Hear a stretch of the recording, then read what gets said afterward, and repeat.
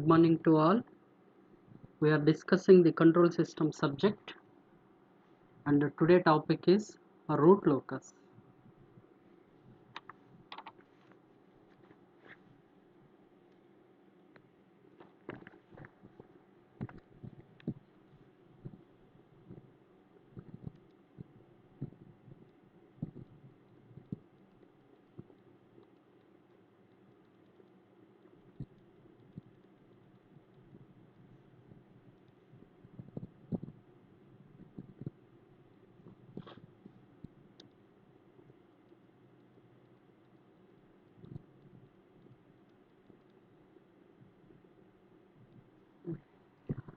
So what do you mean by the root locus?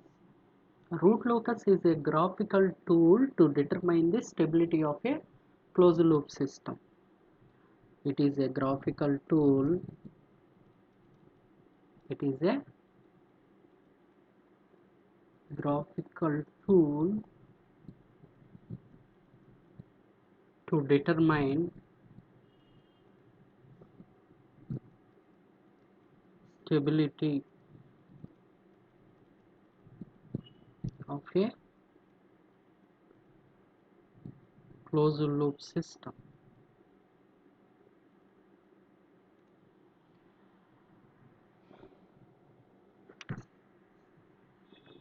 So if you take the any system, in system maybe different parameters.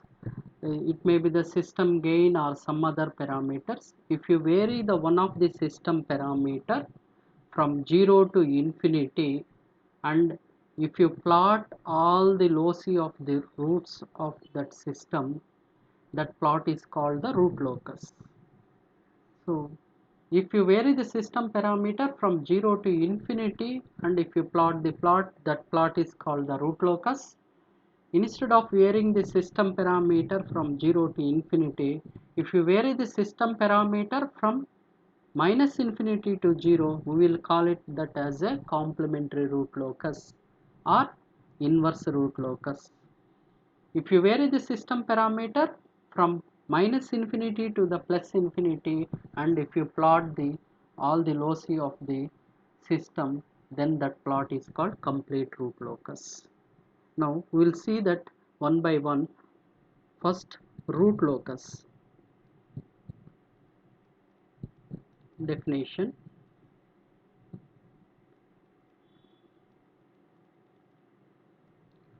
So root locus it is a plot of loci of a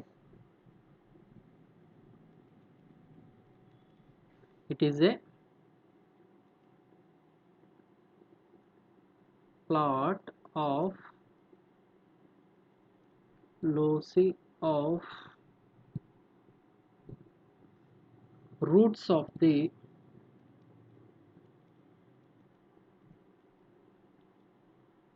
characteristic equation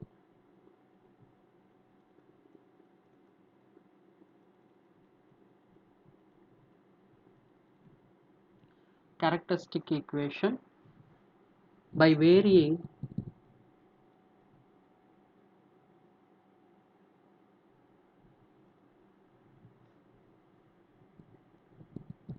system gain k or any other parameter of the system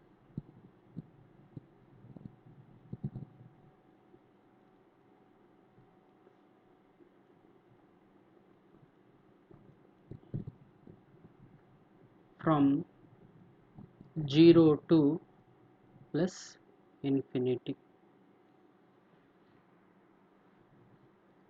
So any one of the system parameter, if you vary from 0 to infinity, that system roots will keep on changing for a different value of the system parameter. All that path, that loci, if you plot, that plot is called the root locus. Instead of parameter, if you vary from 0 to plus infinity, if you vary the system parameter from minus infinity to 0, then that is called complementary root locus or inverse root locus. Now we will see that. definition for the complementary root locus.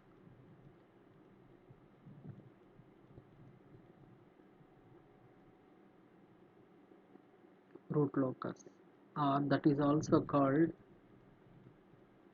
inverse root locus.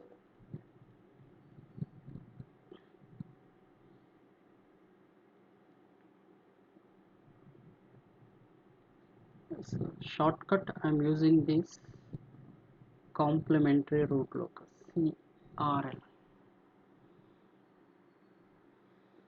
What is the difference between root locus and complementary root locus? The only difference is you have to vary the system parameter.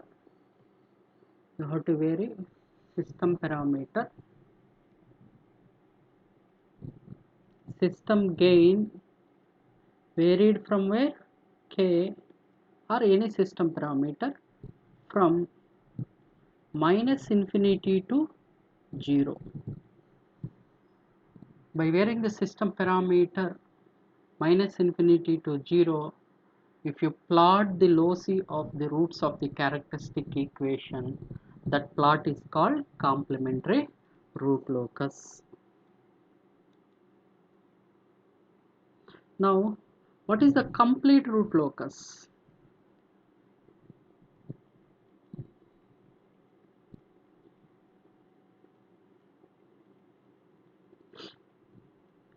Complete root locus. It is a plot of loci of the roots of the characteristic equation by varying the system parameter. In this case, we are taking the system gain K from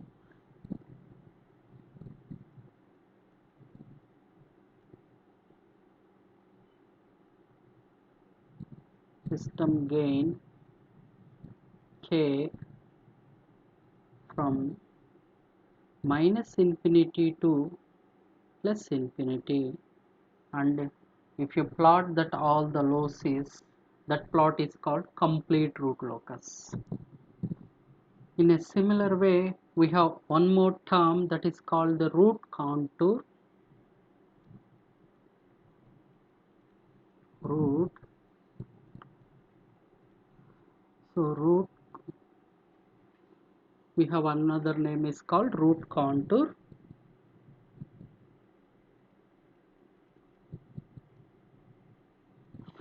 So what do you mean by this root contour? In root locus, we are varying the system parameter. Only one parameter we are varying at a time. In the root contour, we are varying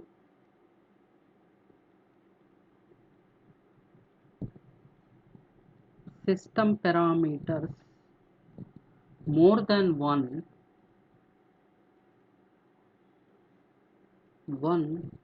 system parameters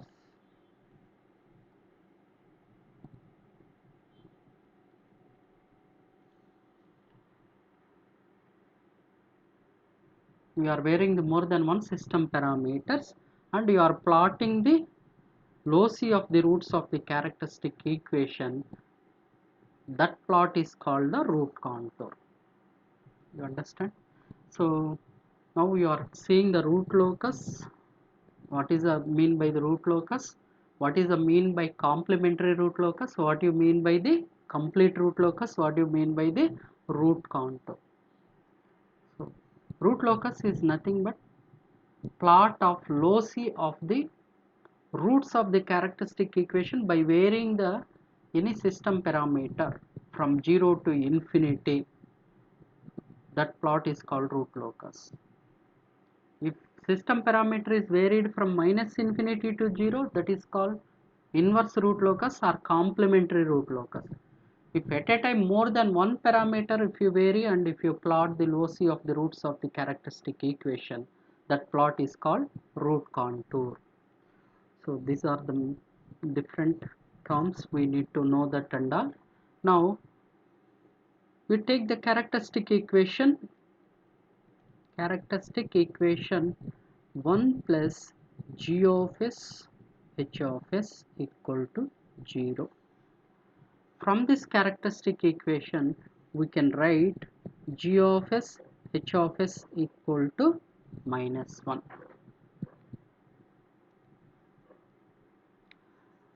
So g of s h of s equal to minus 1. From that, what is the magnitude condition? Magnitude condition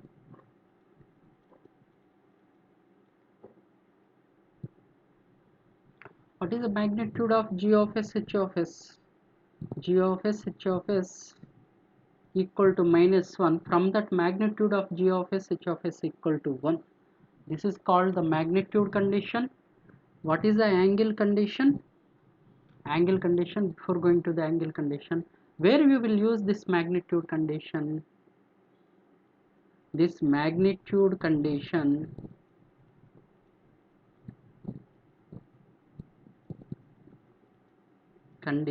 is used to find gain k, to find the gain k, to find the gain k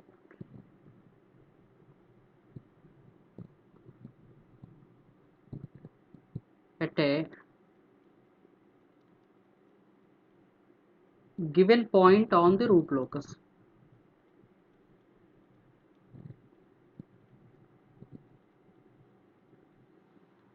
So magnitude condition is used to find the gain k at a given point on the root locus.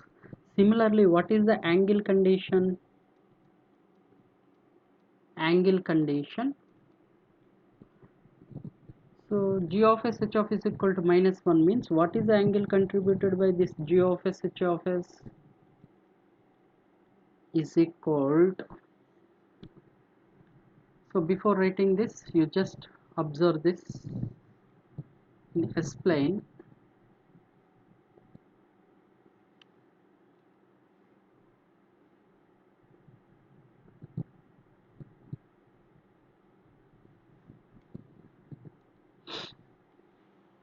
Where this, let's minus 1 is here.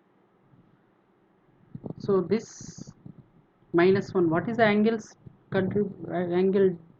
of this minus 1 point? So if you measure the angle in the anti-clockwise direction, this is a plus 180.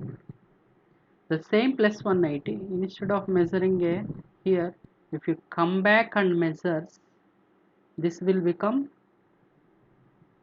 3 times the, this will become 3 times the 180. Again, if you come back and measure, it will become 5 times the 180, means odd multiples of 180.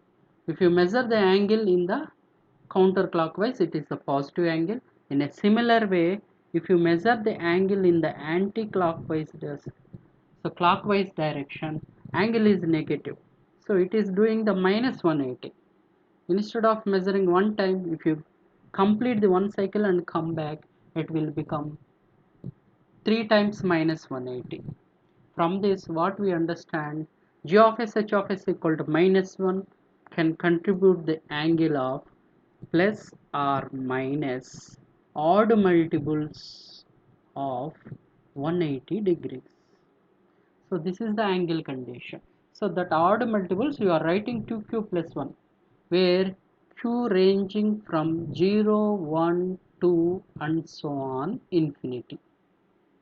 By substituting q equal to 0 and q equal to 1 and so on infinity, we can get a plus or minus odd multiples of 180.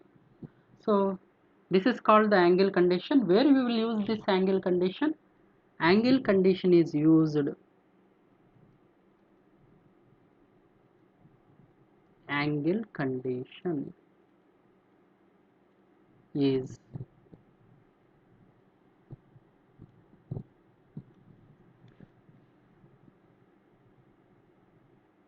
used to check the given point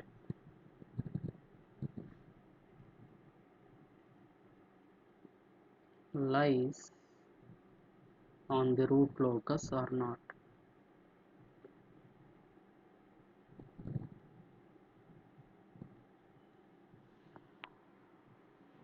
So magnitude condition is used to find the gain k at a given point on the root locus. The angle condition is used to check whether the given point lies on the root locus or not. So these are the two concepts. One is called the magnitude condition, another is called the angle conditions. Now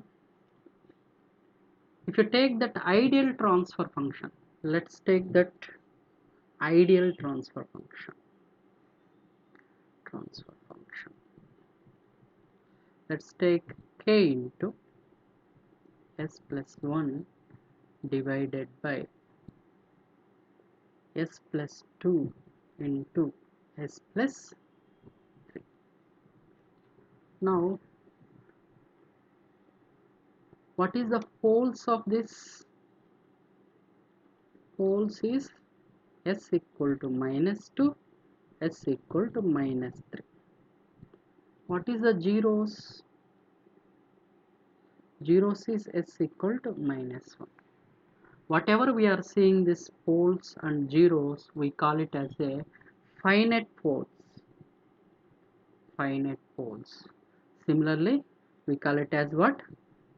Finite zeros. But what is the concept is, for an ideal transfer function, the number of poles and zeros of the transfer function should be equal by including the poles and zeros which are located at infinity. What do you mean by that?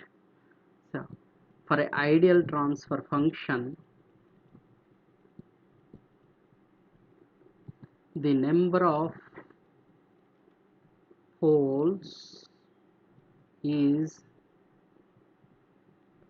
equal to the number of zeros including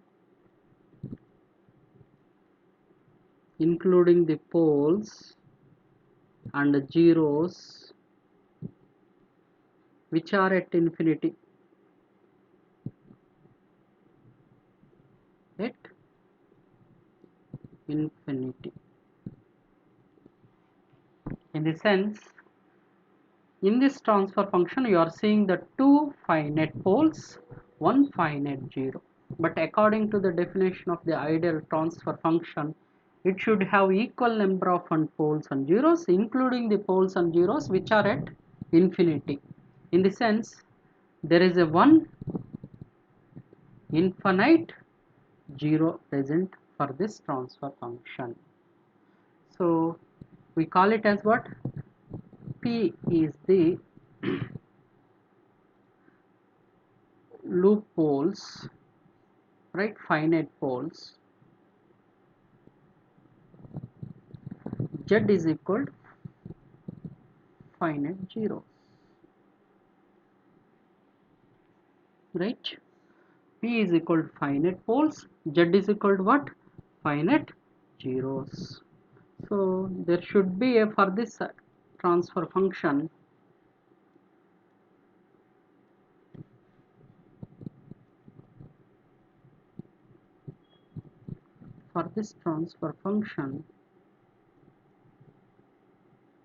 there should be one infinite zero.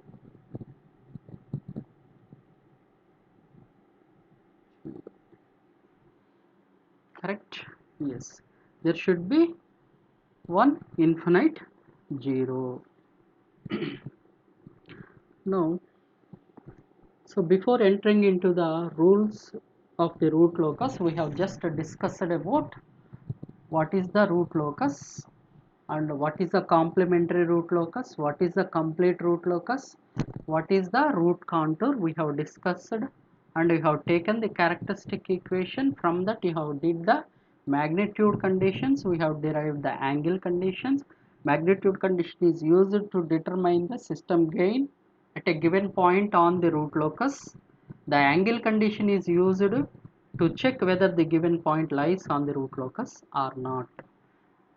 And we have discussed the point, any ideal transfer function the number of poles and zeros is equal, including the poles and zeros which are at infinity. Now we are ready now to go and look about the rules to frame the root locus. Now rules to frame the root locus. Now first is root locus is symmetric about the real axis. Rule number 1. Root locus is symmetric about the real axis.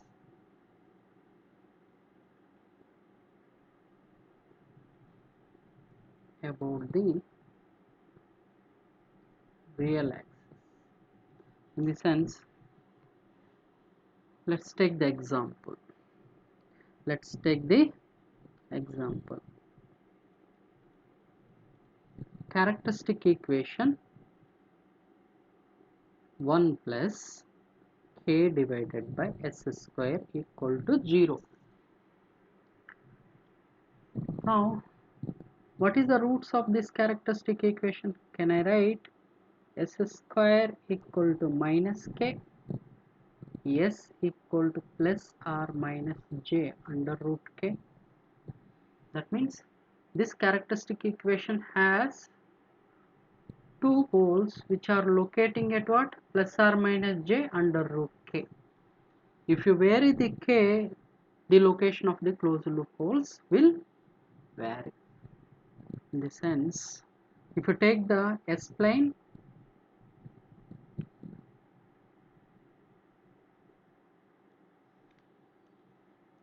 this is the real axis, this is the imaginary axis.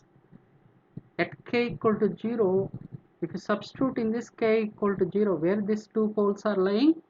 These two poles are lying at origin itself. There are two poles at origin. This is a point when k equal to 0.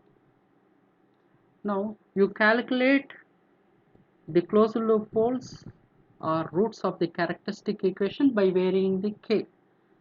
So for this, we just make a table.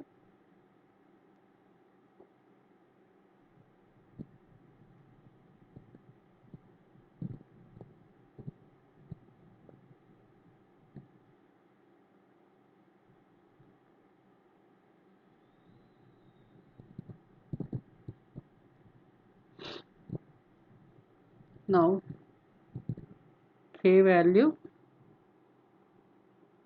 and the roots. Now k value and the roots. If k equal to 0, roots is what? 0 only. K equal to 1, roots are plus or minus j1. 2, roots are plus or minus j root 2, and so on.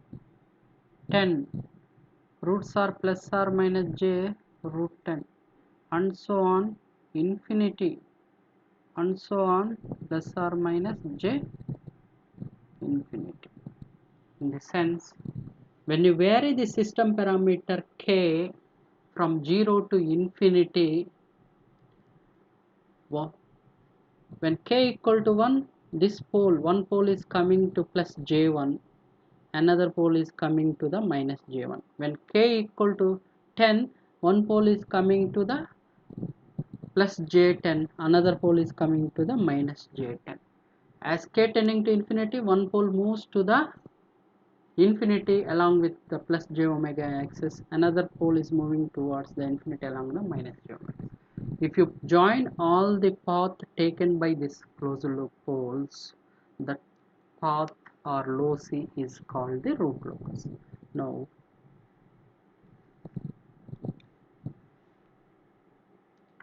so you are joining all the path taken by this.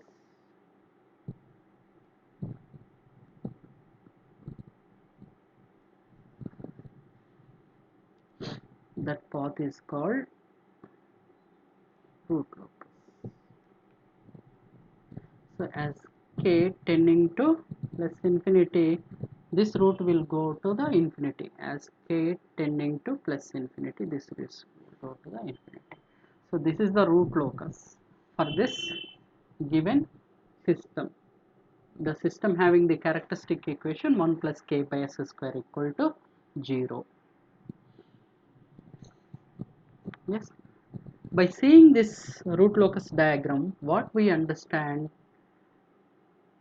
this real axis, the root locus figure below the real axis is nothing but the mirror images of the root locus above the real axis. In the sense, whatever the root locus plot we will plot, that root locus is symmetric about the real axis. This is the rule number 1 what we have discussed. So rule number 1 simply says the root locus is symmetric about the real axis. Now we'll go to the next rule, that is rule number 2.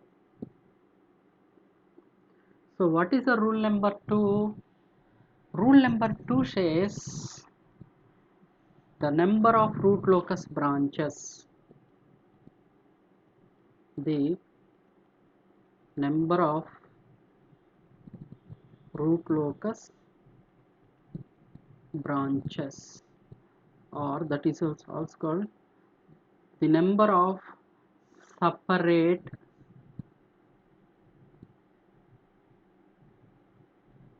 root losses, separate root losses, that equal to n, notation used to the number of root locus branches or separate root losses is equal to n. That will is nothing but the order of the system.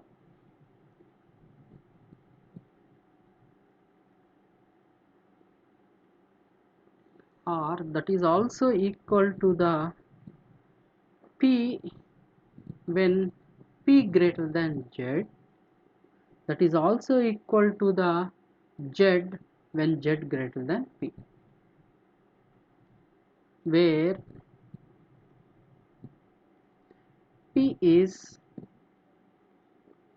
finite poles of loop transfer function g of s h of s. What is the z? Where z is the finite poles, finite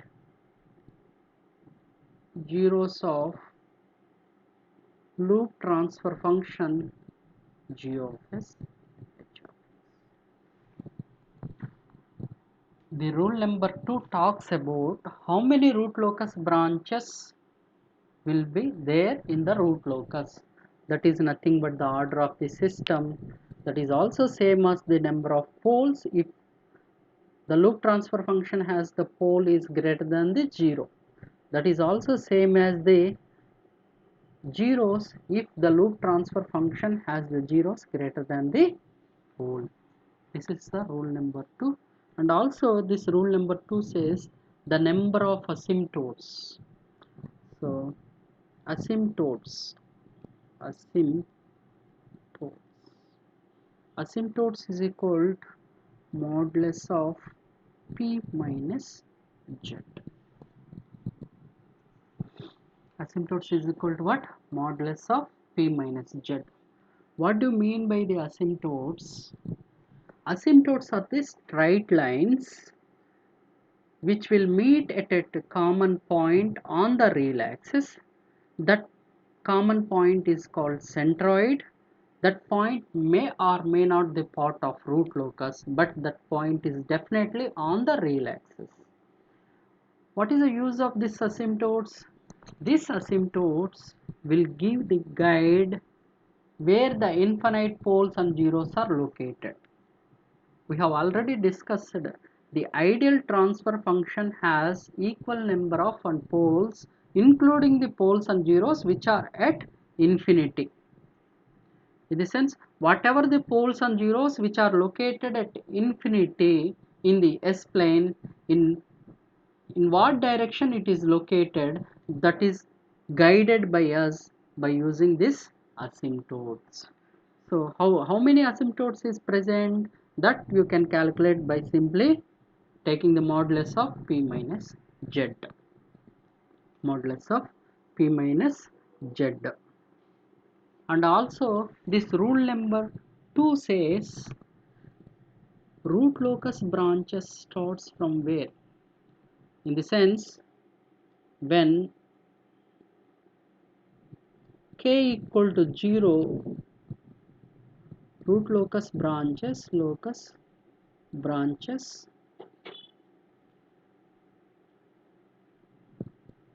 starts from open loop poles, and at k equal to plus infinity, root locus branches terminate at open loop zeros. So in the sense, if system has order n, there are n root locus branches. These n root locus branches will start, where it will start, when system parameter you are varying the system gain k, you are varying means that parameter equal to 0, that root locus branches will start from the loop pole. As system parameter increases at k equal to infinity, these root locus branches will terminate at open loop zeros. In the sense, at k equal to 0, the loop poles, open loop poles is same as closed loop poles. As do you got my point? At k equal to 0, the open loop poles is same as closed loop poles. This is all about the rule number 2.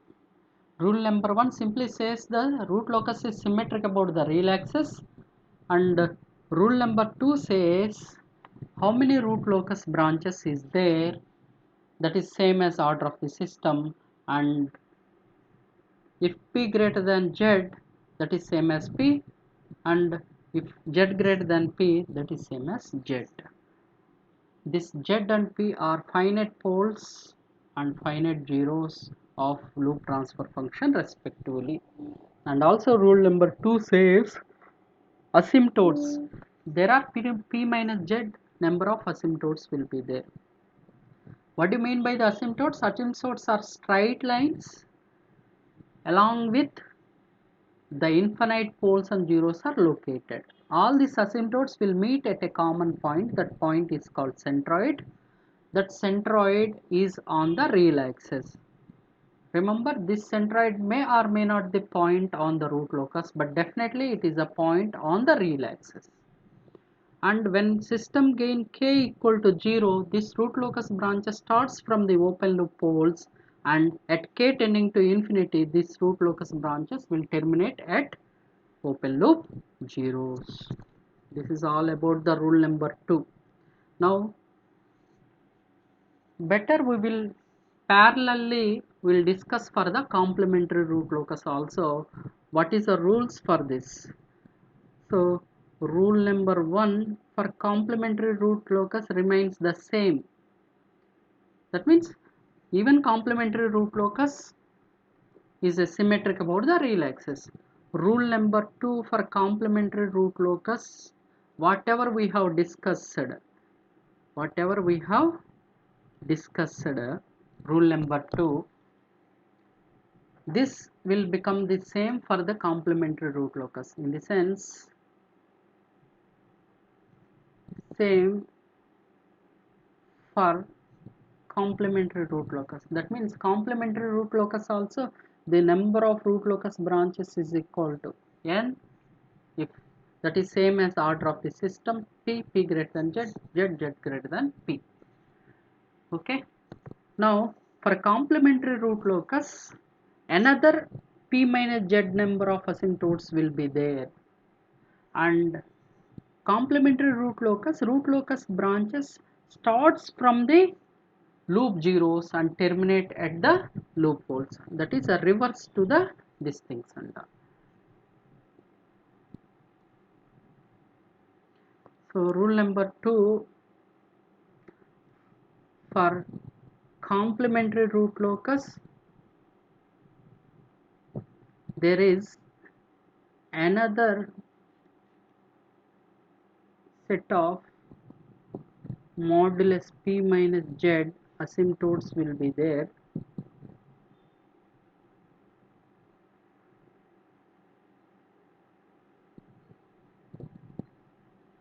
Another, for a complementary root locus there is another set of p minus z asymptotes will be there. So for complete root locus, total number of asymptotes is equal to twice modulus of p minus z. That means one set of p minus z asymptotes for the root locus, another set of p minus z asymptotes for the complementary root locus. For complete root locus, the number of asymptotes is called twice the p minus z. And also for complementary root locus, where is the starting point? For complementary root locus at k equal to minus infinity, root complementary root locus branches starts from zeros, and at k equal to 0 complementary root locus branches terminates at open loop.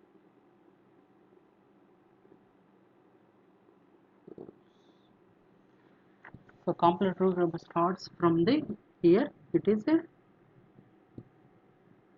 open loop zeros, and at k equal to 0 complementary root locus branches terminates at open loop poles. This is the difference between root locus and complementary root locus.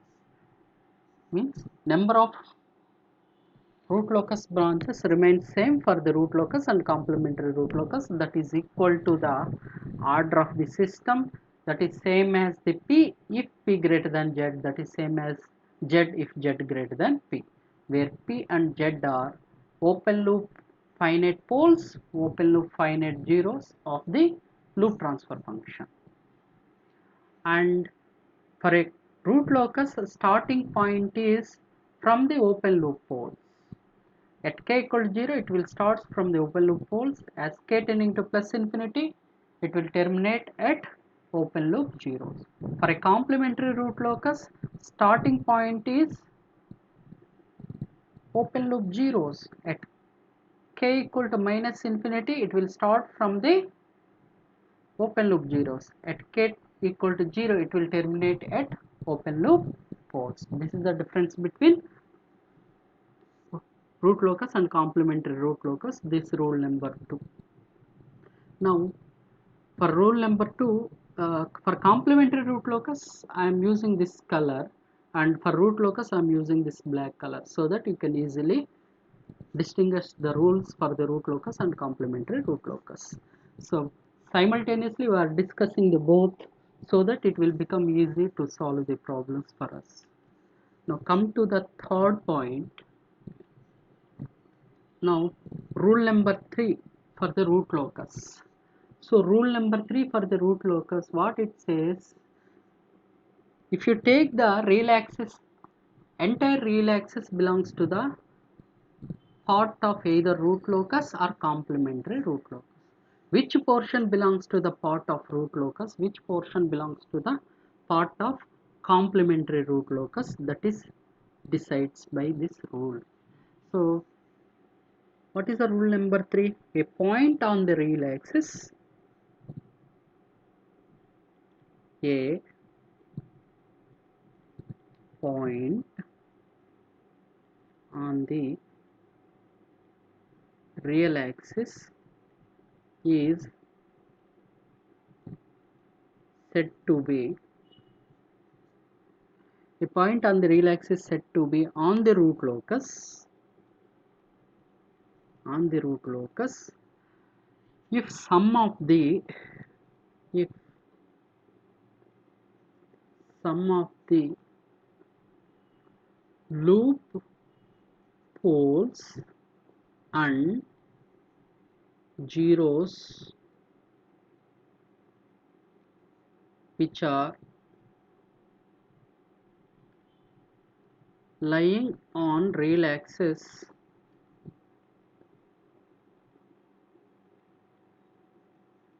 to the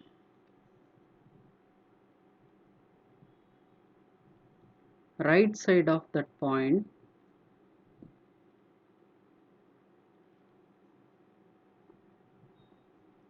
is a odd.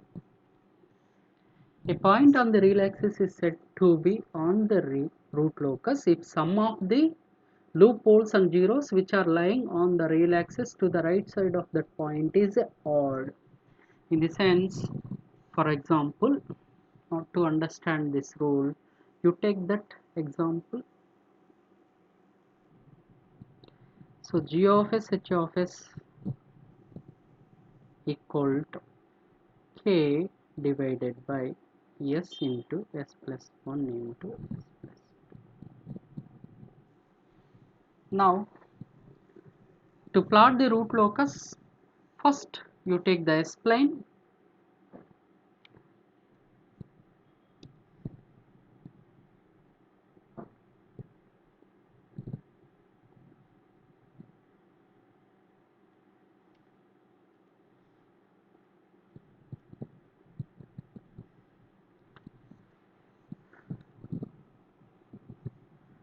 Once you take the s-plane, you mark the loop poles and zeros in the s-plane. Loop poles and zeros. Here, how many finite number of poles of this loop transfer function having? This loop transfer function having 3 finite poles. There is no finite zero. The number of asymptotes is equal to modulus of p minus z equal to 3 minus 0 is there is a 3 asymptotes. And how many root locus branches? This having the p is greater than z, so there is a 3 root locus branches. First mark all the loop poles and zeros on the s-plane. So here at s equal to 0 there is a 1 pole, at s equal to minus 1 there is a 1 pole, at s equal to minus 2 there is a 1 pole. So after marking this, now keep on applying the rules. Rule number 1 simply says symmetric about the real axis. Rule number 2 says the number of root locus branches is equal to 3 and number of asymptotes is p minus z. In this case there are 3 asymptotes is there. Now what is the starting point? What is the starting point of this root locus? Starting points k equal to 0, k equal to 0. Root locus branches will start from the open loop poles. That means this is the starting point, one branch will start. This is the starting point, one branch will start. This is the starting point, one more branch will start. So in what direction it has to start? Either it has to start this direction, upside or downside, or any other angle that is given by this rule number 3 will give some idea about whether these poles are moving in what direction. For that, what we have discussed is we want to know this real axis is entire real axis is the part of the root locus. To know which portion belongs to the root locus, which portion belongs to the complementary root locus. In this sense, Entire real axis is either part of root locus or complementary root locus. In this, which portion belongs to the part of root locus, we have to decide. That decides by using the rule number 3. So if I take the point here, to that point to the right side, the number of loop poles and zeros which are lying on the real axis is odd, means that point belongs to the part of root locus. But here if I take the point, to the right side of that point there is no poles and zeros lying on the real axis. So this not belongs to the part of root locus.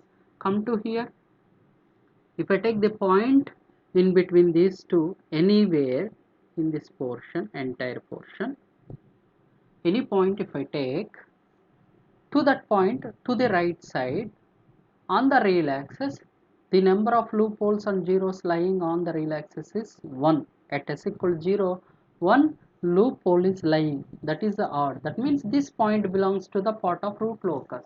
Similarly, whatever the point you take between 0 and -1, to that point to the right side, the number of poles and zeros of the loop transfer function lying on the real axis is odd. So this entire portion belongs to the part of root locus. Similarly, if I take the point here, if you check it, the number of loop poles and zeros which are lying to the right side of that point on the real axis is the even number. So it will not become the part of root locus. Similarly, if you take the point in this, the number of root poles and zeros lying on the real axis to the right side of this point is odd. So that means if you take any point on the real axis to the left side of -2, all that portion will satisfy this rule, in the sense that entire portion belongs to the part of root locus. Entire portion belongs to the part of root locus. So in this way, by using the rule number 3, we are in a position to determine which portion belongs to the part of root locus, which portion of the real axis belongs to the part of complementary root locus. So now you can see from 0 to plus infinity, this portion is a part of complementary root locus. So I am writing this is the part of complementary root locus between plus infinity to 0. Similarly, in between complementary root locus. What is the root locus between 0 to -1? This real axis is part of root locus. -2 to the minus infinity, it is a part of root locus. So rule number 3 will give idea about all these things and all. Yes. Which portion of the real axis belongs to the part of root locus? The same rule for the complementary root locus. What is the changes we need to do for the complementary root locus? This rule number 3 for complementary root locus is the same statement. A point on the real axis is said to be on complementary root locus if sum of the loop poles and zeros which are lying on the real axis to the right side of that point is sum of the loop poles and zeros which are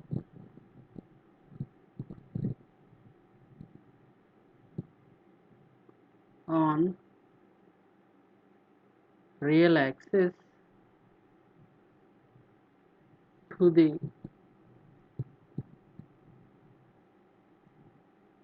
right side of that point.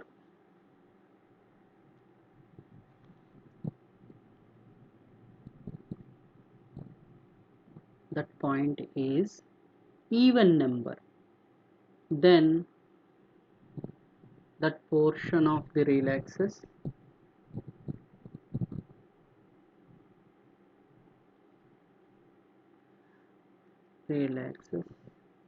is a part of complementary root locus.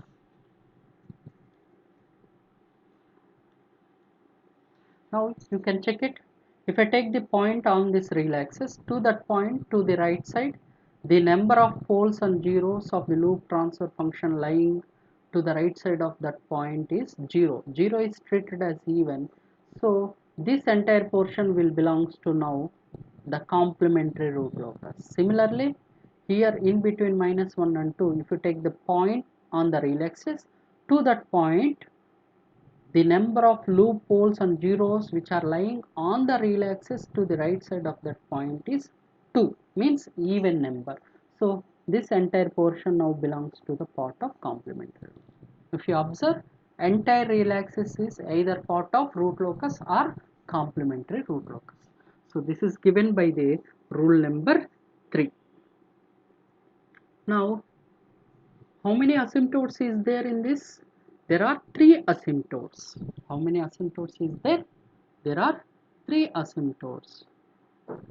This all asymptotes will meet at a one point. That point is called centroid. Correct?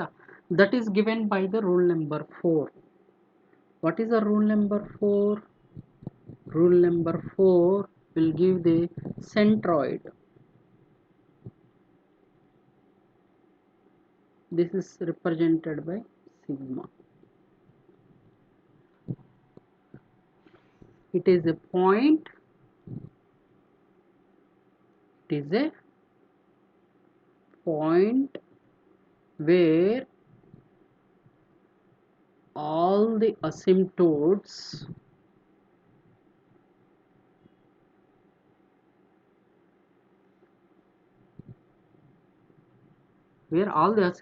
meet on a real axis.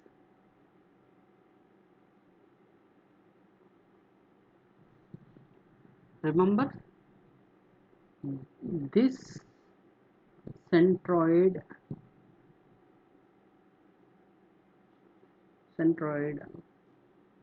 may or may not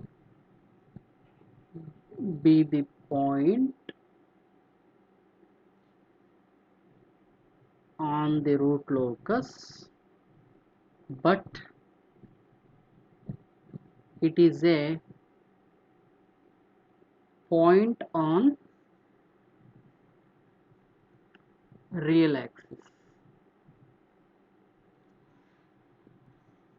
So how to calculate this centroid?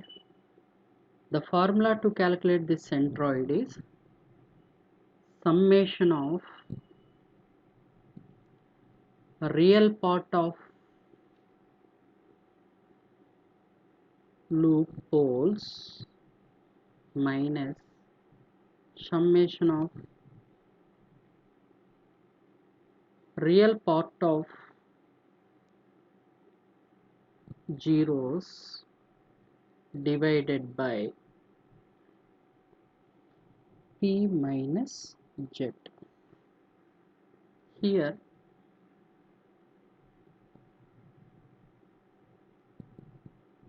don't take modulus, because asymptotes you have taken the modulus of p minus z, but in this formula you should not take the modulus of p minus z, because centroid is a point on the real axis. It can be either point on the positive real axis, it can be point on the negative real axis also. That is the reason you should not take the modulus in this formula. So centroid is a point where all the asymptotes will meet on the real axis. So centroid must be point on the real axis, but centroid is a may or may not the point on the root locus. So what is the asymptotes? The asymptotes is the straight lines along with where the infinite poles and zeros can locate. So root locus will try to follow this asymptotes when this branches, some of the root locus branches approaching it, going and terminating at infinite poles and or zeros, or it is originating from infinite poles and zeros. It will follow this asymptotes, and this asymptotes will guide that root locus branches to reach the infinite poles and zeros. So this is a calculation formula for to calculate the centroid. We'll see some. And also next is, yes,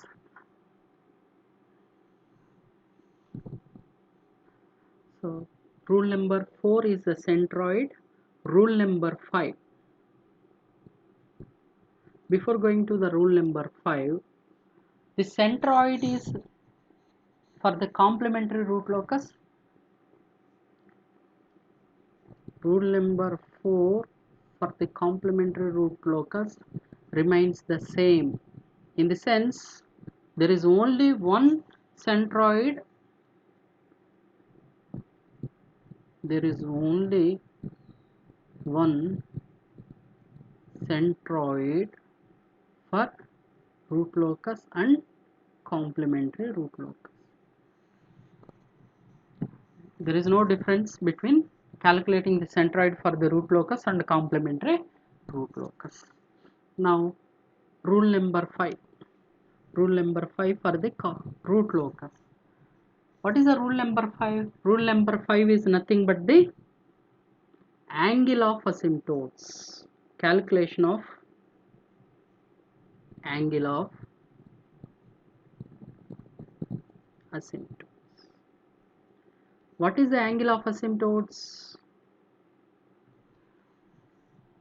We have seen that there is some asymptotes. These all asymptotes will meet at a common point on the real axis. That point we are calling it as a centroid.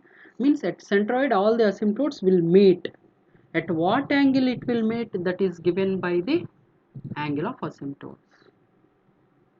How to calculate the angle of asymptotes? This is represented by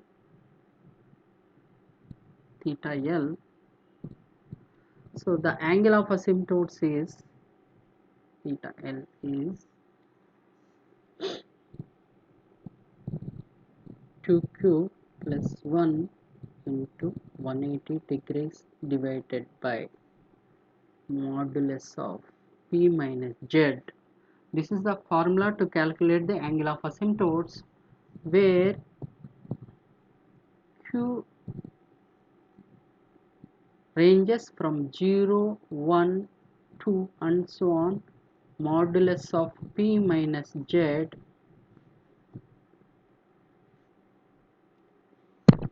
and so on, modulus of p minus z minus 1. Suppose if there are number of asymptotes, number of asymptotes is that is equal to modulus of p minus z. If suppose one asymptote is there, only q you need to substitute until 0 only, less than p minus z. P minus z is the 1, 1 minus 1 is 0, only we need to substitute q equal to 0 in this. When you substitute q equal to 0 in this, you will get angle of asymptotes theta 1 is 180 degrees. When asymptotes is equal to 2, there is a two angles. You have to substitute q until 0 and 1. When you substitute 0 and 1 and p minus z is equal to 2, so 180 by 2 is the 90 degrees, and when you substitute q it will become 90. When you substitute q equal to 1, it will become 3 times 90. So now angles will become 90 degrees and 270 degrees. When number of asymptotes are 3, when number of asymptotes are 3, then angles will become, substitute in this, 180 by 3 is 60, and q you need to substitute from 0, 1, 2, less than 1 p minus z.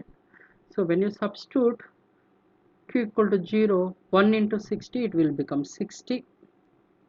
Next theta 2 is 3 into 60, 180 degrees. 5 into 60, 300 degrees. So 60, 180, 300 degrees when 3 asymptotes. Similarly, when there is a 4 asymptotes, what is the angle of asymptotes? There are 4. If you substitute in these formulas, you are going to get 45 degrees, theta 2 is 135 degrees, theta 3 is 225 degrees, theta 4 is 315 degrees. So this is the way to calculate the angle of asymptotes. And for the complementary root locus, how this rule will keep on changes, we'll see now. Rule for the complementary root locus.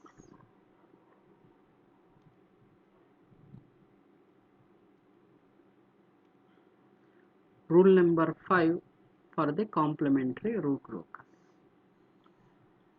So here we have another set of modulus of p minus z asymptotes. These asymptotes will make at an angle theta L equal 2q into 180 degrees, 2q into 180 degrees by modulus of p minus z. So by using this formula, you are in a position to calculate the angle of asymptotes for the complementary root locus. This is the change where the 180 degrees odd multiple, that is 2q plus 1 into 180 by modulus of p minus z for the root locus. Now for the complementary root locus, it is a 2q into 180 by modulus of p minus z. So this is the difference of this rule number 5 for the root locus and for the complementary root locus. Now we will take the previous example what we have taken and we will try to calculate the asymptotes and all these things and all. So go back and see that previous example what we have taken.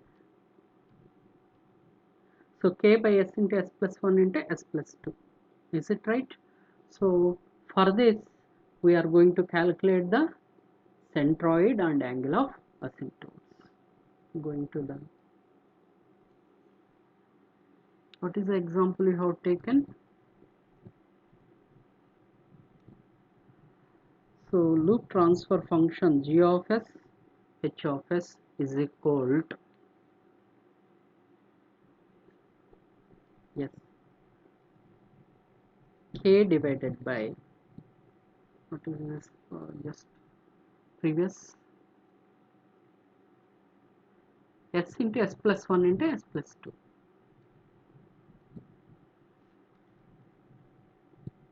S into s plus 1 into s plus 2. Now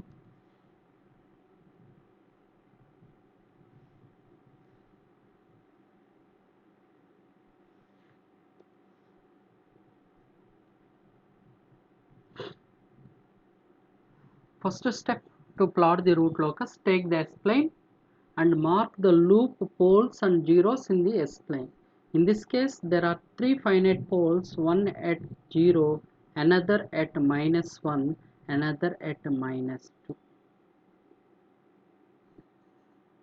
There is no finite zeros. So we have already seen that number of root locus branches is equal to order of the system or p if p greater than z. In this case 3, and p is 3 comma z is equal to 0. And what is the asymptotes? Number of asymptotes equal to modulus of p minus z equal to 3. And we'll keep on applying the rule numbers 1 to 5 so far what we have discussed. Rule number 1 says the root locus is symmetric about the real axis. In the sense, it simply says the root locus plot is the real axis above whatever the figure is there, below is also the same thing and all. If you keep on applying the rule number 2, rule number 2 says the how many root locus branches? It has the 3 root locus branches. And how many asymptotes? It has 3 asymptotes. And where the root locus branches will start? It starts at k equal 0 from the loop poles. There are 3 root locus branches which starts from this open loop poles. And rule number 3 says Which portion of the root locus belongs to the part of root locus? We have already identified this portion belongs to the part of root locus, and this portion belongs to the part of root locus. Correct? So this portion belongs to the part of root locus, this portion belongs to the part of root locus. This we have identified in rule number 3. Now in this case, what is the rule number 4? How to calculate the centroid?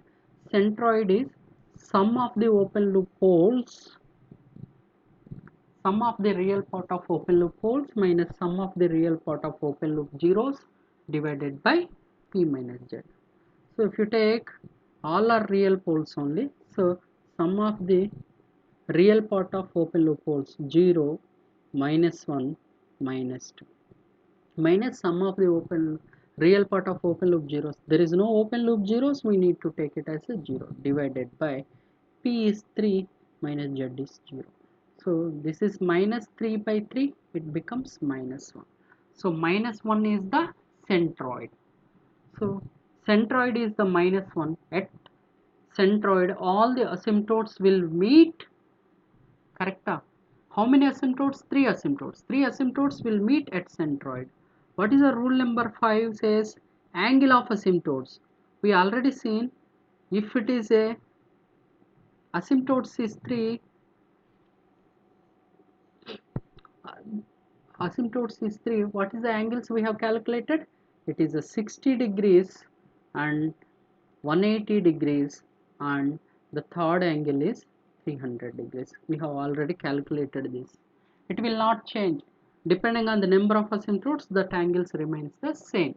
Now all these 3 asymptotes will meet at a centroid, that is at minus 1, with the angle of one asymptotes with respect to the positive real axis, it will do the 60 degrees. Another asymptotes, it will do the 180 degrees. Another asymptotes, it will do the 300 degrees. Now we will plot these asymptotes from minus 1 point. Correct? So one with a 60 degrees, another with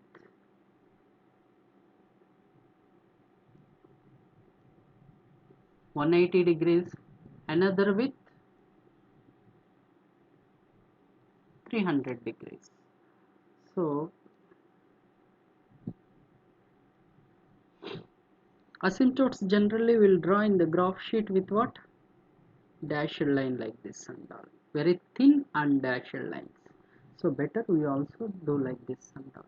Very thin and dashed lines. Okay.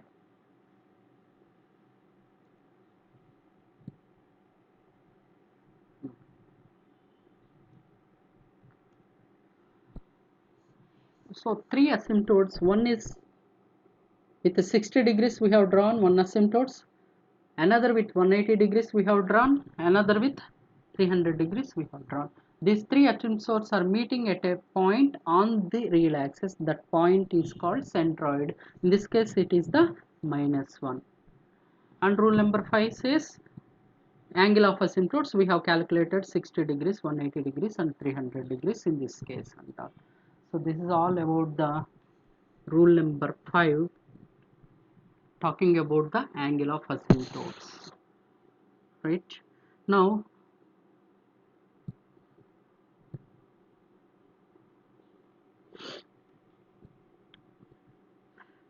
we'll move to the next rule. That next rule is the rule number 6.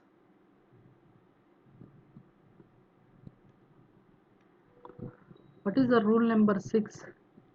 Rule number 6 is nothing but a breakaway points or break-in points.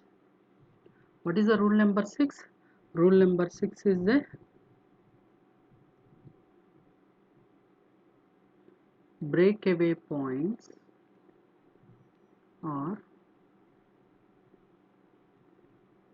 break-in points.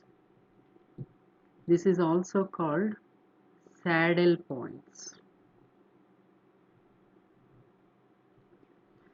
For a shortcut, I am using the breakaway, break-in points or saddle.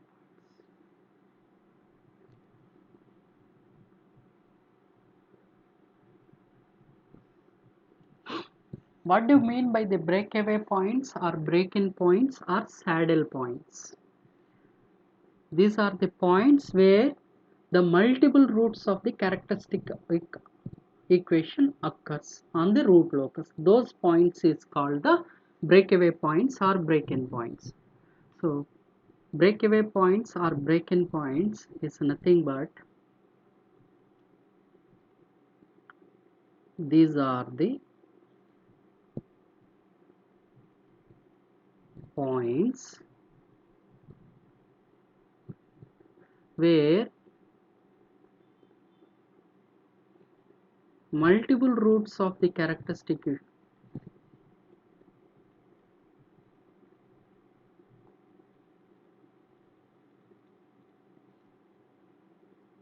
equations multiple roots of the characteristic equation occurs, and at this breakaway point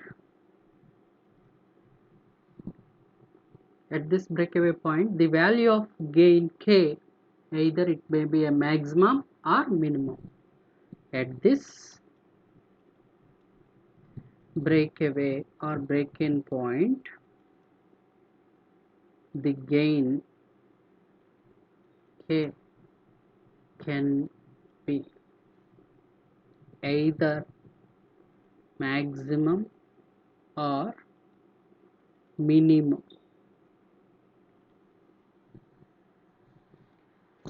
At breakaway point, this system gain can be either become a maximum or it can become a minimum. So how to calculate this breakaway point? This is nothing but taking the characteristic equation, writing the characteristic equation in terms of the k and differentiating that k with respect to s and keeping the 0. By solving the dk by ds equal to 0 will give the roots of the dk by ds. That roots will become the breakaway or break-in points. Remember, all the roots of dk by ds may or may not be valid breakaway or break-in points. So we have to cross check whether which are the valid breakaway or break-in points. So how to calculate the breakaway or break-in points? Write the characteristic equation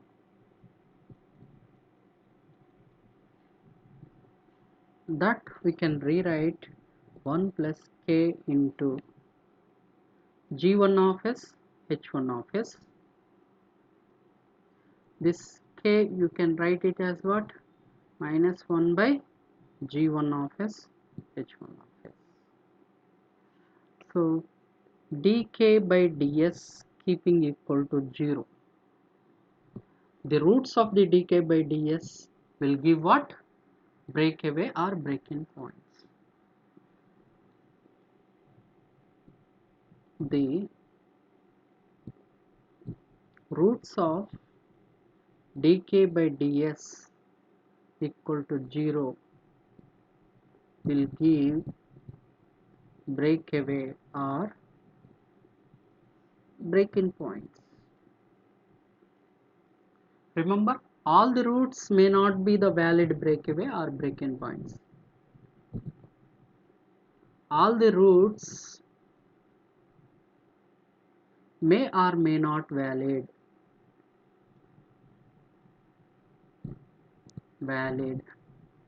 breakaway or break-in points.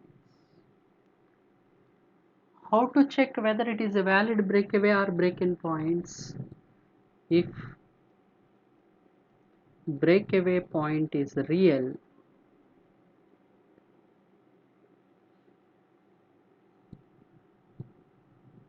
simply if real, if that point lies on the real axis,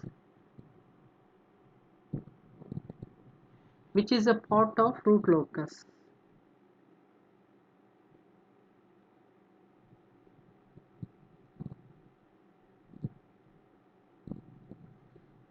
then it is a valid breakaway point.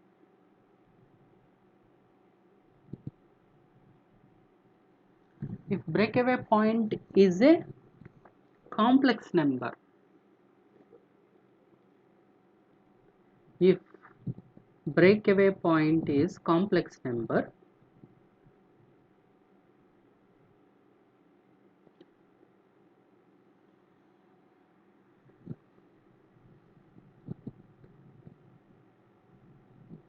to check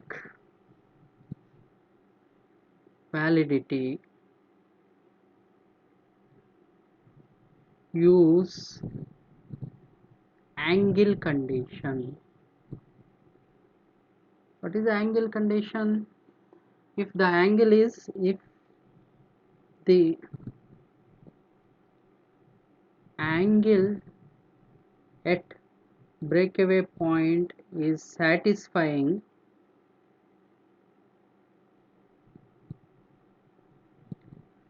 plus or odd multiples of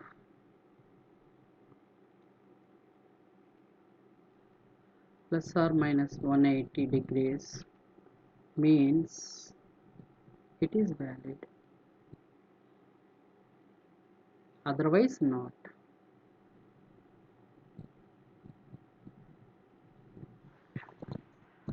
So we are talking about the breakaway or break-in points. What and all this breakaway or break-in points? This breakaway or break-in points are the points where the multiple roots of the characteristic equation occurs. At this breakaway or break-in points, the system gain k can either be maxima or minima. How to calculate this breakaway or break-in points? First take the characteristic equation, write that characteristic equation in terms of the k and differentiate k with respect to s, keep it 0 and the roots of the dk by ds equal to 0 is the breakaway points. And remember, all the roots may not be valid breakaway or break-in points. How to check whether it is a valid breakaway or break-in point means, if it is a real breakaway point is a real, by simply observing the rule number 3, that means if that point lies on the real axis which is a part of root locus, then it is a valid breakaway point. If breakaway point is a complex number, to check whether this point is a valid breakaway point or not means we need to use the angle condition. If at that breakaway point, if angle is the plus or minus odd multiples of 180 means it's satisfying the angle condition, so that that breakaway point lies on the root locus, so it is a valid breakaway point, otherwise not valid breakaway point. So this is the way we can calculate the breakaway point. Now we will take one example and we will calculate the breakaway point.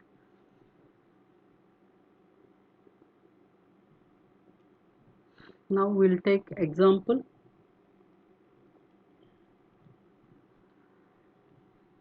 Breakaway point, to calculate that, let's g of s h of s equal to k divided by s plus 2 into s plus 4. Calculate the breakaway point. So to calculate the breakaway point, what we need to do?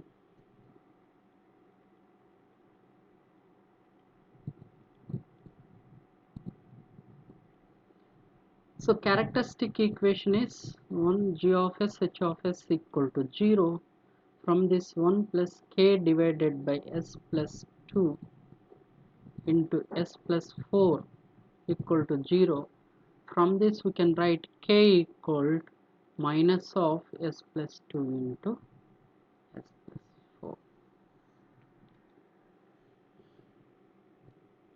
minus s square plus 6s plus 8. What is the dk by ds equal to 0? It implies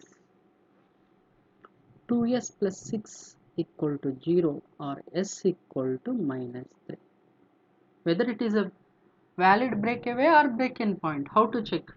This breakaway point is what? Real number. To check the real number valid breakaway or break-in point, use the rule number 3.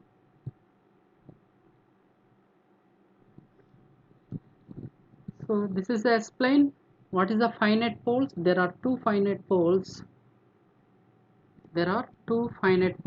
One finite pole at -2, another finite pole at -4. We keep on applying the root locus rules. Rule number 1 says symmetric about the real axis. Rule number 2 says the finite number of finite poles is equal to p equal to 2. Finite 0 is equal to asymptotes is p minus z equal to -2. There are two asymptotes. Okay, two root locus branches will start at k equal to 0 open loop poles. This is a rule number 2.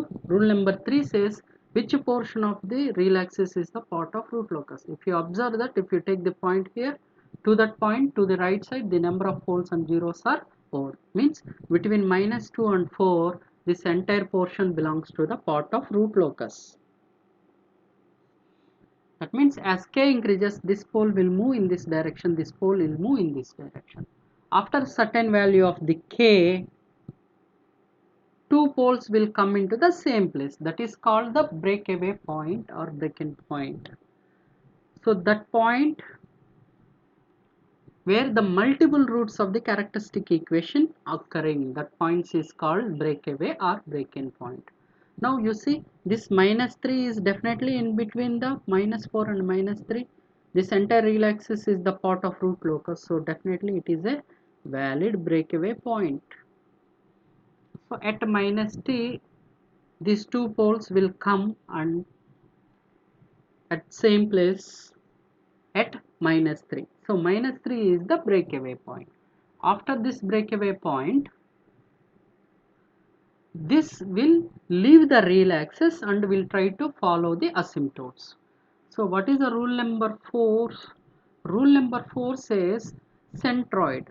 Centroid is sum of the real part of the open loop poles minus sum of the real part of open loop zeros divided by p minus z. So this will become the -6 by 2. This will become -3. Centroid is the -3. How many asymptotes? Two asymptotes. There is a angles becomes +90 and 270 degrees. Now two asymptotes are meeting at the centroid. Two asymptotes are meeting at centroid.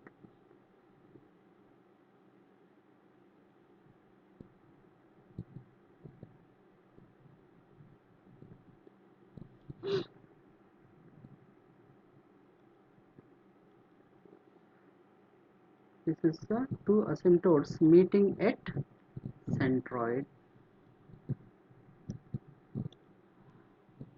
-3 with what angle? One is at 90 degrees, the other is at 270 degrees with respect to the positive real axis.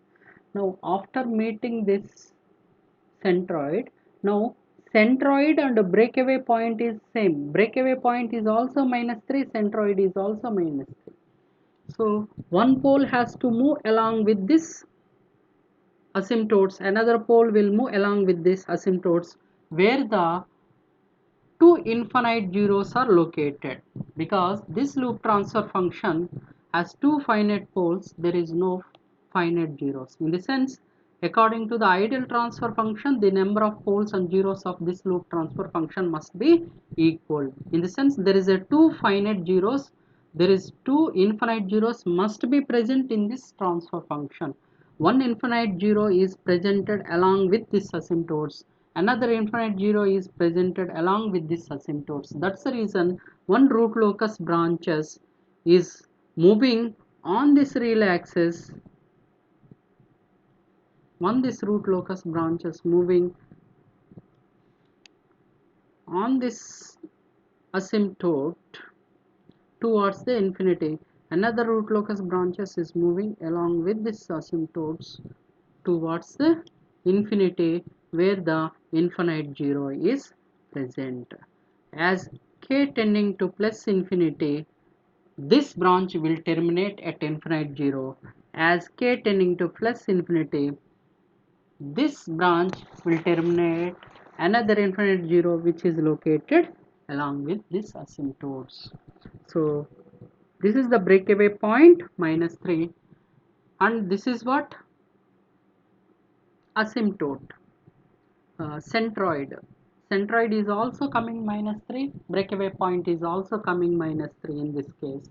So this is the root locus plot for this loop transfer function. So breakaway point, we are talking about the breakaway point, and we have seen how to calculate the breakaway point. We have seen how to validate whether it is a valid breakaway point or not, and also valid breakaway points are not.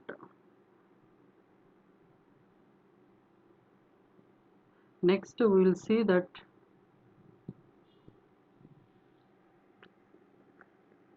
next we will move to the next. Yes,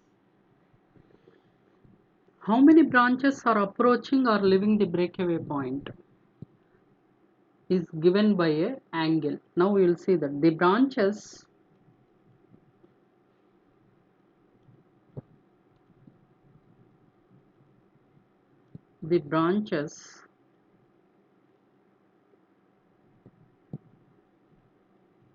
approaching or leaving the breakaway or break-in points at an angle of plus or minus 180 degrees divided by n, where n is equal to number of branches approaching or leaving the breakaway or break points. In a sense, you see that in the previous page, here you see how many branches are approaching the breakaway point. There are two branches approaching the breakaway point. So in what angle it has to leave the breakaway point, that is given by this rule. So the branches approaching or leaving the breakaway or break-in point is at an angle of plus or minus 180 divided by n.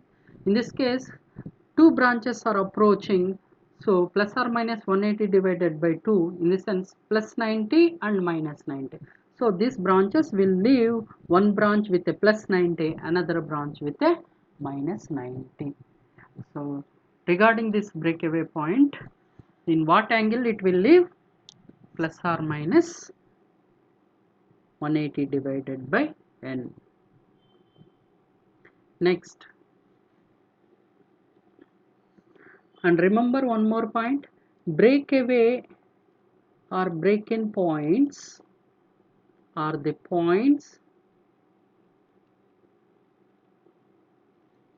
on the root locus but may or may not points on the real axis. In this sense, breakaway point can be a real, can be complex conjugate also, but it should be a point on the root locus. That is, if you take the asymptotes may or may not be point on the root locus, but it should be point on the real axis. That is what the difference between asymptotes and this breakaway points and all.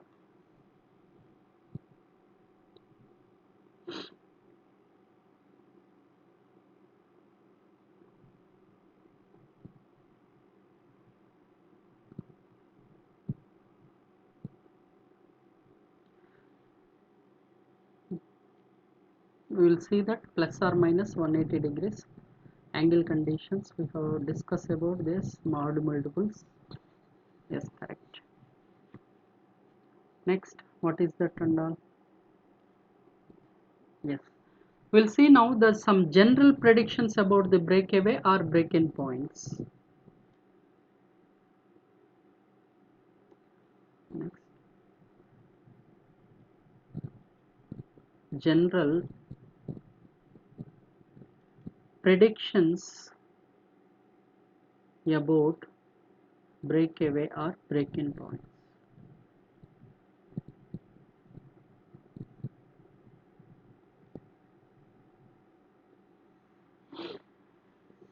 In the sense, now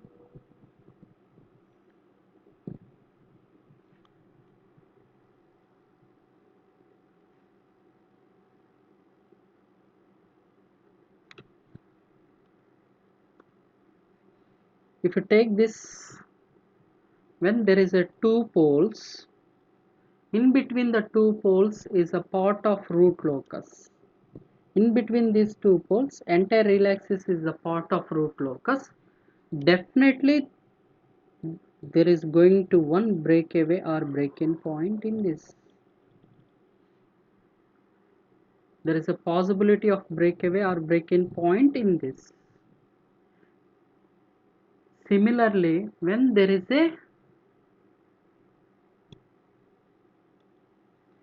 two zeros on the real axis, between the two zeros, entire real axis is the part of root locus, then definitely there is a possibility of breakaway or break-in point in this portion. This is the one prediction we can predict. In this case, definitely there is going to a one breakaway or break-in point. In this case, there is a one breakaway or break-in point. Similarly, when there is a 0 on the real axis, to that 0 to the left side, entire real axis belongs to the part of root locus, then definitely in this portion there is going to be a breakaway or break-in point. These are the three general predictions which will give idea about us possibility of breakaway point. But remember, to know the actual breakaway points, always we need to do dk by ds equal to 0, and solving that we will get the roots. That roots will give the breakaway or break-in points. So these three are just some predictions. In this case, this can happen when there is a two poles on the real axis. Between the two poles, the real axis is the part of root locus. Definitely there going to be a breakaway or break-in point in between that. Similarly, when there is a two zeros on the real axis, between the zeros the real axis is the part of root locus, then definitely there going to be a one breakaway point. Similarly, when there is a 0 to that 0 left side, the entire real axis is the part of root locus, then there should be going to a one breakaway point. These are about the breakaway points, predictions and all. Now, in what case we will call it as a breakaway point, in what case we call it as a break-in point. What is the difference between breakaway point and break-in points? That we will see that by taking one example. By taking one example, we'll discuss what is the breakaway point and what is the break-in points. Let's take the example as g of s h of s is equal to k into s plus 3 into s plus 4 divided by s plus 1 into s plus 2. Now, to plot the root locus for these things and all, first what we need to do? First take the s-plane,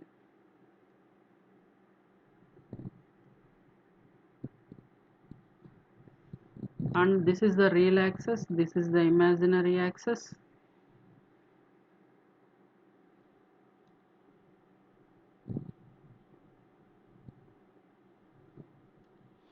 locate these poles and zeros.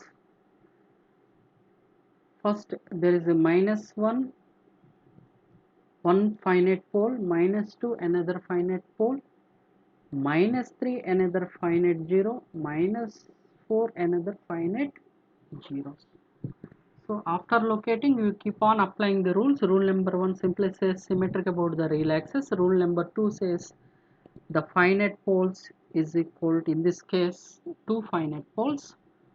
In this case, 2 finite zeros. Asymptotes modulus of p minus z. In this case, there is no asymptotes at all. And how many root locus branches? In this case, p equal to z, that is same as order of the system. In this case, the number of root locus branches is equal to 2. At k equal to 0, where this root locus branches will start? At k equal to 0, this root locus branches starts from the open loop poles. This is all about the rule number 2. What about rule number 3? Rule number 3 says which portion of the real axis belongs to the part of root locus.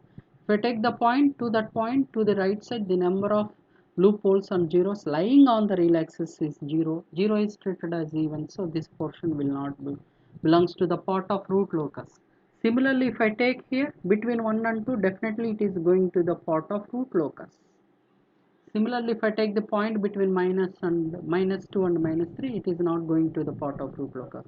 Similarly, definitely it is, if I take the point between the -4 and -3, definitely it is going to become the part of root locus. Now, this is, now as per the general predictions, we come to know in between -1 -2, there is a one breakaway point. In between -3 and -4, there is a one breakaway point. We have just given some predictions where the possibility of occurring the breakaway points. You can see the previous slide. When there is a two poles, between the two poles, entire real axis is the part of root locus, then there is going to be a breakaway point. When two zeros, between two zeros, the entire real axis is the part of root locus, there is going to be a breakaway point. Similarly, when there is a zero to the left side, the entire real axis is the part of root locus, there is going to be a breakaway point. So in this case, here two zeros in between this portion is the part of root locus, definitely going to be a breakaway point. In this, there is a two poles. Between the two poles, entire real axis is the part of root locus, definitely it is going to be breakaway point. So these two breakaway points you have to calculate, and we need to solve that thing and all to get the breakaway points and all. Now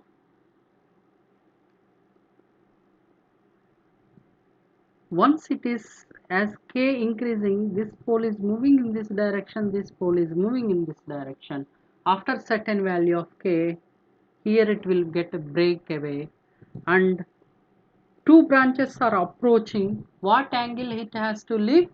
It has to leave by plus or minus 180 divided by n. N is the number of branches approaching or leaving the breakaway point. In this case, plus or minus 180 divided by 2. In the sense, one branch will leave with a 90 degrees, another branch will leave with a minus 90 degrees.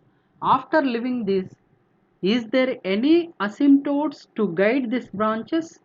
There is no asymptotes to guide these branches. And how many branches approaching or leaving this breakaway point? There are two branches approaching or leaving this breakaway point. When there is a two branches approaching or leaving the breakaway point, and to guide that branches, if there is no asymptotes, means the complex path taken by this breakaway root locus, the complex path taken by the root locus will become the circle. In this case, the complex path taken by this root locus will become circle. One pole will move in this direction, the other pole will move this direction. So one pole is moving in this direction, the other pole is moving in this direction. After certain value of k, again two poles will come and enter in the real axis. This is another breakaway point. After that, one pole move, along with this real axis, other pole will move along with this direction. At k equal to infinity, this pole will terminate at this finite 0. This branch will terminate at this finite 0. Now, in what case we call it as a breakaway point or break-in point? Remember, when the root locus branches leaving the real axis, that breakaway point is called the breakaway point. Here root locus branches are leaving the real axis. That point is called breakaway point. When if you come and observe this, here root locus branches are approaching the real axis. So this is called the break-in point. That is the difference between the breakaway point and break-in point. What is the breakaway point? Where the root locus branches leaving the real axis, that point is called the breakaway point. Where the root locus branches approaching the real axis, that point is called break-in point. And when this complex path taken by the root locus will follow the circle, when two branches are approaching or leaving the breakaway point, after leaving, to guide that branches, if there is no asymptotes, in this case only the complex path taken by the root locus will be a circle. If more than two branches are approaching or leaving the breakaway point, even though in that case if there is no asymptotes to guide the branches, means in that case it won't take the circle. Only when it will take the circle, only when only two branches are approaching or leaving the breakaway point, to guide that branches if there is no asymptotes. In that case only the path taken by the root locus is a circle. Then how to get the center and radius of this circle? How to get the center and radius of this circle? Center and radius of this circle. So first dk by ds equal to 0. By solving this dk by ds equal to 0, you will get the quadratic equation as square plus bs plus c equal to 0. If you write the roots of this, minus b plus or minus under root of b square minus 4ac divided by 2a. So this center is nothing but minus b by 2a comma 0 is the center, and this radius is under root of b square minus 4ac divided by 2a. So these are the center and these are the radius. This is the way you can find the center and radius of this circle. This is all about the breakaway point, break-in point, how to calculate the breakaway point and break-in point, and some general predictions about breakaway point and break-in point. Now, what about the for complementary root locus? What is the changes? The next, the rule number 6. Rule number 6 for the complementary root locus. That is, calculation of the breakaway point, break-in point remains the same. Calculation of breakaway point or break-in point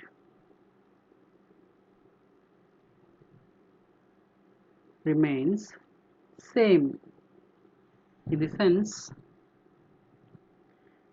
dk by ds equal to 0. Roots of dk by ds equal to are the breakaway or break-in points. But which breakaway points is valid for the complementary root locus?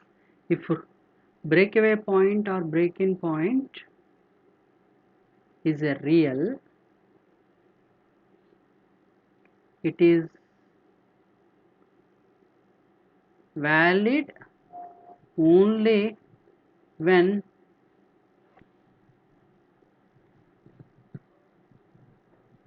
that point lies on the real axis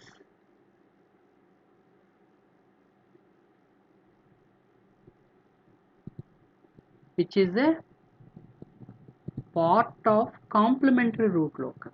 That is the difference. There it should be a part of root locus. For a complementary root locus, that point has to lie in the part of complementary root locus. If it is a complex, breakaway or break-in point is a complex number, it is valid only when it satisfies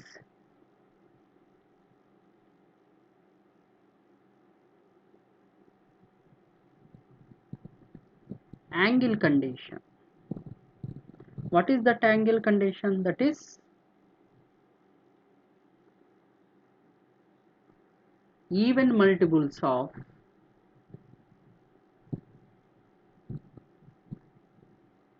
plus or minus 180 degrees.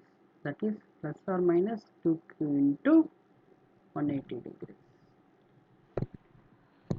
So calculations remains the same. How to calculate the breakaway point for the complementary root locus? It is same as root locus, dk by ds equal to 0.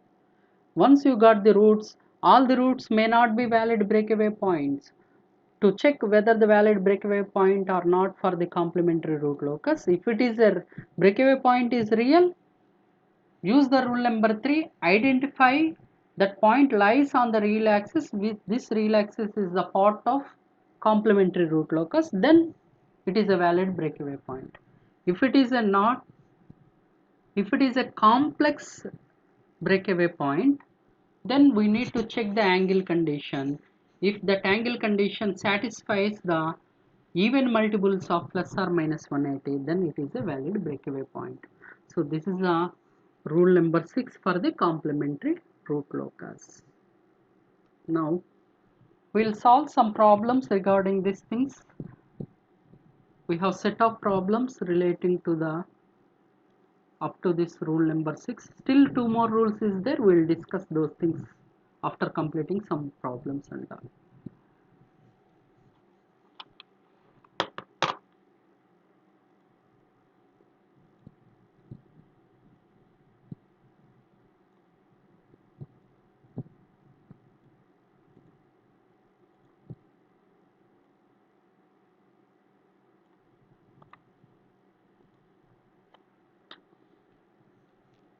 Now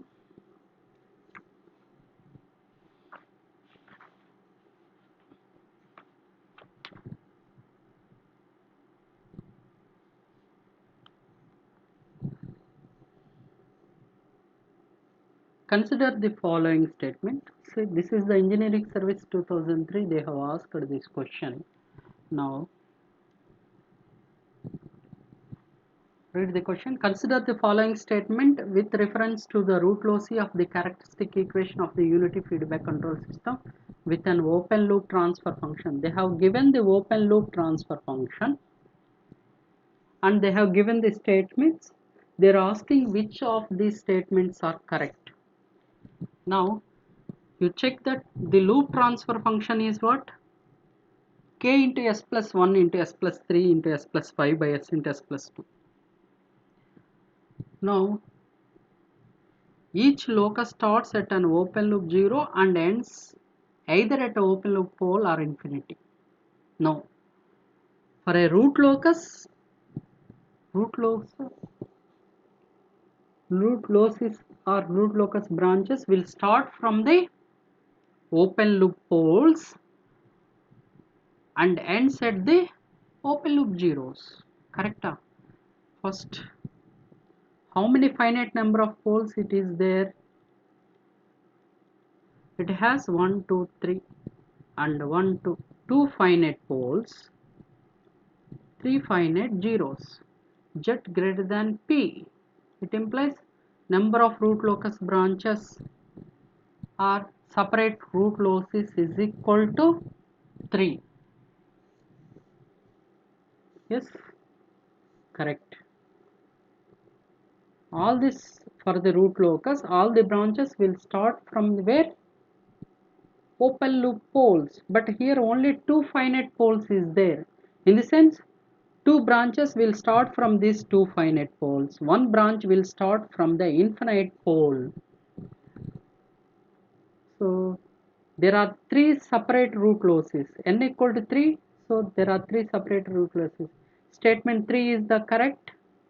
Each locus starts at an open loop pole or infinity. In the sense, in this case, total 3 branches has to start. 2 branches will start from the finite poles. One more branch will start from the infinite 0. That's the reason they have given each locus starts at an open loop pole or infinity. In the sense, infinite pole, and ends at an open loop zeros. Correct. So statement 2 is correct, statement 3 is correct, statement 1 is wrong. What about the statement 4? There are 5 separate root. No, there are only 3 separate root losses. In the sense, only 2 and 3 are statements are correct. Answer for this objective is answer. Option A is the correct option. Next, we'll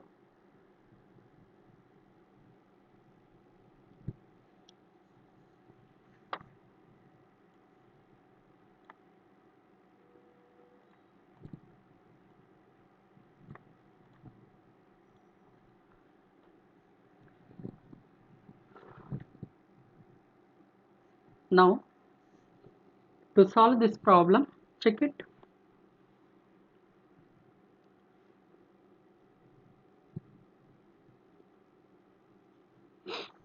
The characteristic equation of the feedback control system is given by s cube plus 5s square plus k plus 6 into s plus k equal to 0. In the root locus diagram, the asymptotes of the root locus for the large k meet at a point in the s-plane where what they are asking? They are asking asymptote. So asymptotes for this root locus of this characteristic equation. Remember this characteristic equation, k is not separated. First we need to separate the terms which are containing the k separately. So rewrite this characteristic equation, s cube plus 5s square plus 6s plus 6ks plus k. If I take k common, s plus 1 equal to 0. From this, whatever the k terms is there, keep it those terms. The remaining term, you divide entire equation with the remaining term. If I divide entire equation with a s cube plus 5s or 6x, what you will get? 1 plus s cube plus 5s square, sorry, 1 plus k into s plus 1 divided by s cube plus 5s square plus 6s equal to 0. From this, what is there? K into s plus 1 divided by, if you take s common, s square plus 5s plus 6 equal to 0. And again if you rewrite 1 plus k into s plus 1 divided by s into s square plus 5s plus 6, you can factorize as s plus 2 into s plus 3. So this is like a 1 plus g of s h of s equal to 0. Now the loop transfer function for this is k into s plus 1 divided by s into s plus 2 into s plus 3. Now how to calculate the centroid? Centroid is sum of the real part of open loop poles. These are the open loop poles. What is the real part? Real part for s equal to 0. Real part for this s plus 2 is the minus 2. Real part for the s plus 3 is the minus 3 minus real part of the zeros divided by p 1 2 3. P is the 3 minus z in this case is 1. So what you are going to get is minus 2 minus 3 is the minus 5 plus 1 minus 4 divided by 2. This will become the 2. So sigma is minus 2. Therefore centroid point in terms of point it is a 2 comma 0. So answer is for this what? C. For this objective, what is the answer? C.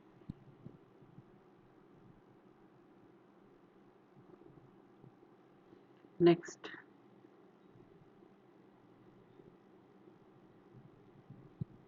go to the next page. Now we'll see that